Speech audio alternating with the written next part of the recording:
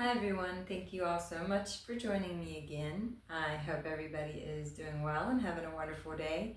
This is my next talking point video. This will be week 7 of my talking points.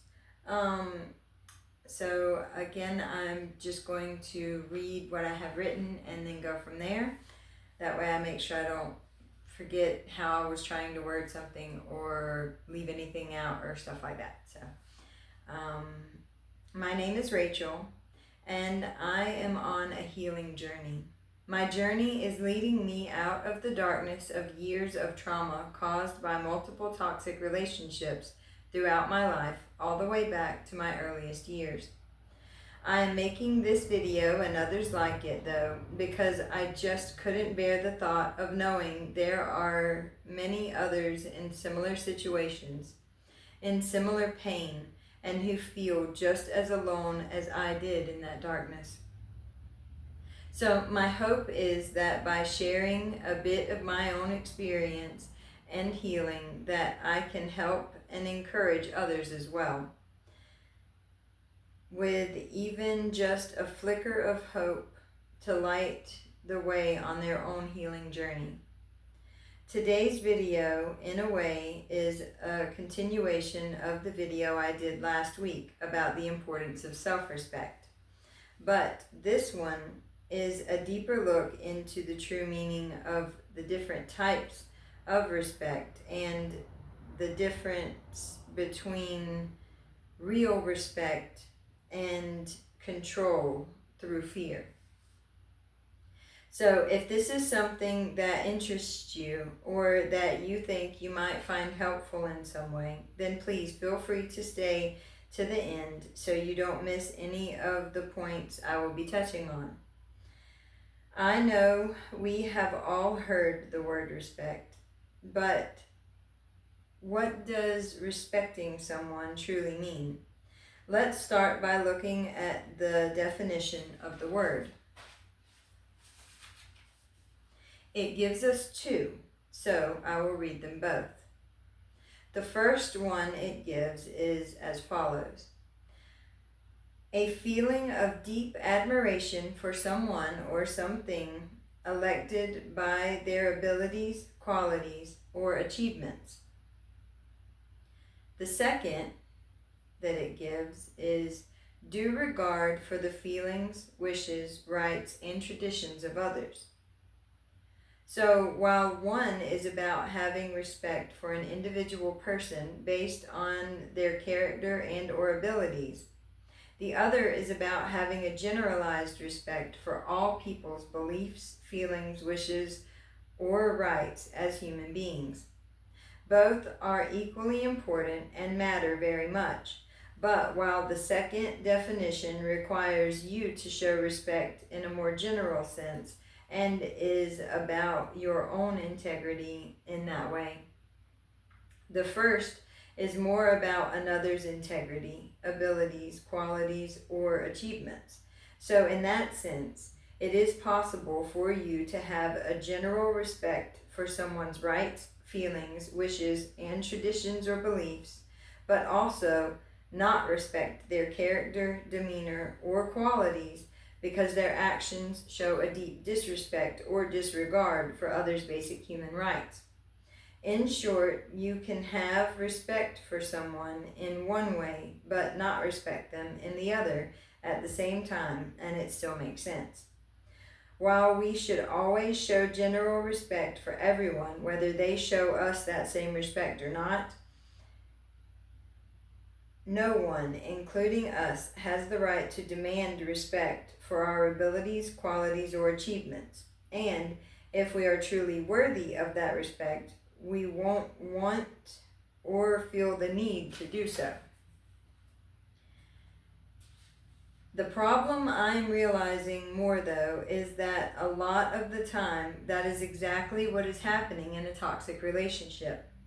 On one hand, the most basic of human rights are disrespected and trampled on, often by the same person in the relationship or family, who, on the other hand, is using fear, intimidation, and force at times to demand the utmost respect in every way from those they demean.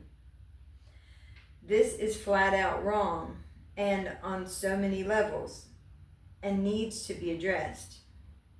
In the words of Fran Drescher from the film The Beautician and the Beast, you instill fear, you earn respect. It comes down to this though. We should all have a basic respect for one another, and that's an us thing.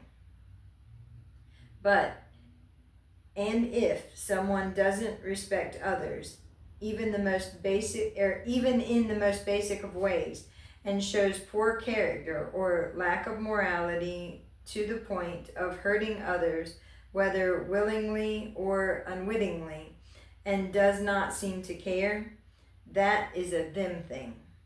We should not let someone else's poor decisions cause us to do the same. And if someone chooses to treat others that way, then they shouldn't expect or demand others to show them the highest form of respect, no matter who it is or who they are. In any case, using fear, intimidation, anger, and or demand to force submission and calling it respect is just wrong. If you walk around disrespecting others, bending and breaking rules, whenever you choose to, and walking all over others' boundaries because you feel like it, then the truth is you need to do some deep introspection so that you can begin to address the root of the issue for you. Work on and break the cycle, overcome that hurdle, and come to understand the reality of what true respect is about. In situations like that, it is not up to anyone else to try and make someone realize any of these things. But we do have the right to set healthy boundaries to protect ourselves from that type of disrespect while still holding basic respect for them. I can say in my own situation that I know years of trauma and toxic living, basically, because everything in my life in so many ways from childhood on was just so toxic that without even realizing that that's what was going on, I picked up so many of the same toxic traits, and I let that seep into me and then back out again. So first off, I never even understood what respect, self or otherwise, was truly about, what it meant. I thought it just meant saying yes ma'am, yes sir, whether the person was right or wrong, or being right or wrong in their actions or whatever. I didn't understand the deeper side of what respect was, and so it made it very difficult for me when I started trying to, when I realized I knew things weren't right. I knew there were things that were wrong, and that there was stuff that I needed to work on trying to change and do differently, but I didn't know how, because I didn't understand the issues that were going on and where they started, where they came from, what was happening, and what respect really meant and what it was. And the more that I began to learn and understand those things myself, the more that I could see the problem with when people just demand that you respect what they say, whether what they're saying or doing is hurtful, or if they demand that you just listen and do whatever without question, or regardless of what it is that they're trying to get you to do, or you can begin to see the damage that's done there when someone is demanding that you do whatever XYZ. It doesn't matter. You can fill in the blank with anything without rhyme or reason, and when what they're wanting done is something that you either are confused by, don't understand, or are hurt by, and you try to ask a question and they get angrier at you, like, how dare you disrespect me by not just doing what I'm saying, or don't worry about the reasons, just do it, or whatever. You can begin to understand how wrong and hurtful that is when you realize and understand what's going on there. And because that was what I was used to having said and done to me, that was how I was used to things being, and I didn't understand what respect was really about. There were times that I would find myself repeating those same taglines. I need you to do this. Well, just do it. It doesn't matter. I don't have to give you a reason. I said do it. And understanding things the way that I do now, I see the wrong in that, but I couldn't see it then because I was just regurgitating what I had been fed my whole life. And